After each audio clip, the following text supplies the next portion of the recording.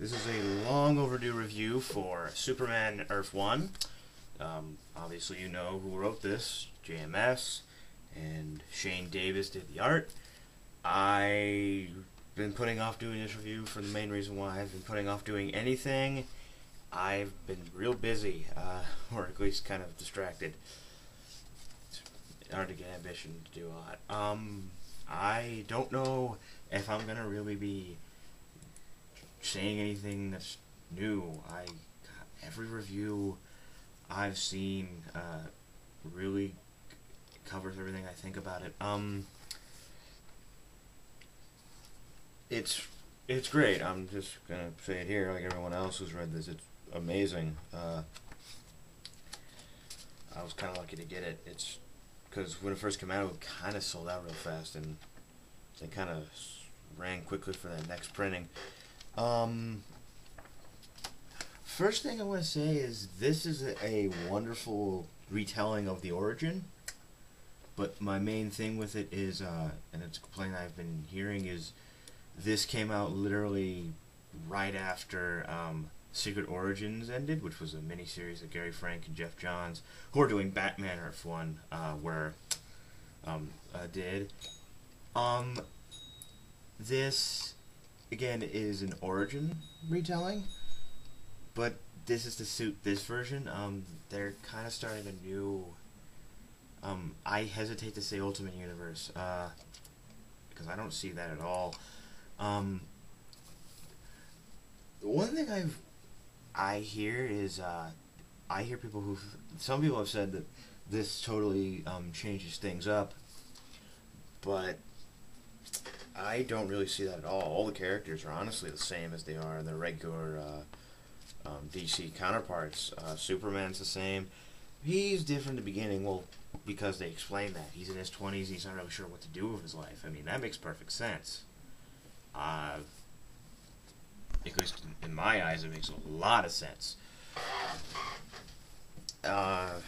And the whole thing about Krypton, something I find interesting is, in Secret Origins did this too, and I think I might be legal trouble. So if anyone goes to yell at me for that, I think it's because they don't have the right to use that story, which I'm hearing. I'm not sure if that's right. They don't show him on Krypton. They kind of show like a recording of the message that Jor-El left on the from the fragment of the ship. But this is an origin story that doesn't rely on showing us Krypton, which I find interesting. I do think everything in here is great. One thing I was kind of worried about in an OGN is pacing. I'm normally not the kind of guy who worries a lot about pacing in a comic, but this did kind of get my attention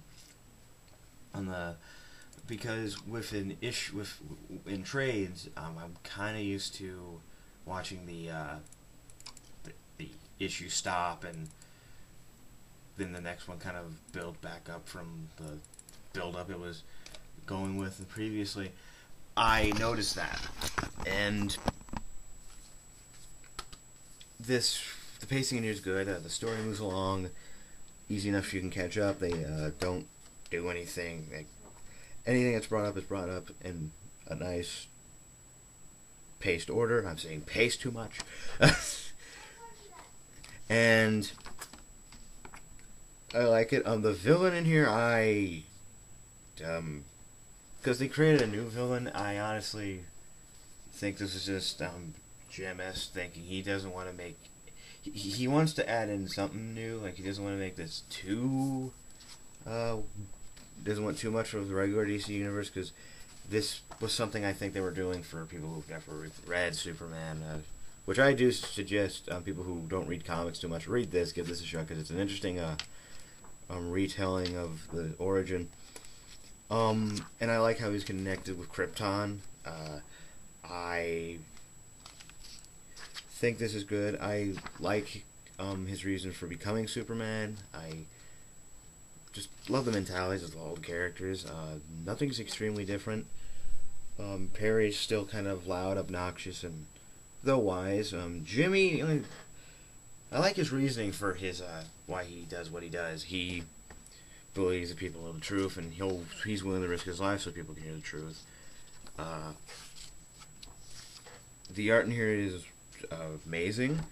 I can't wait for the sequel, which I'm hoping we get someday soon. Hope sometime next year, because JMS is leaving Monthly Comics to get the sequel. So it is amazing. Like everyone else, I recommend you go check it out. And to all my people who, particularly some of my subscribers who I know aren't giant comic book readers, do check this out.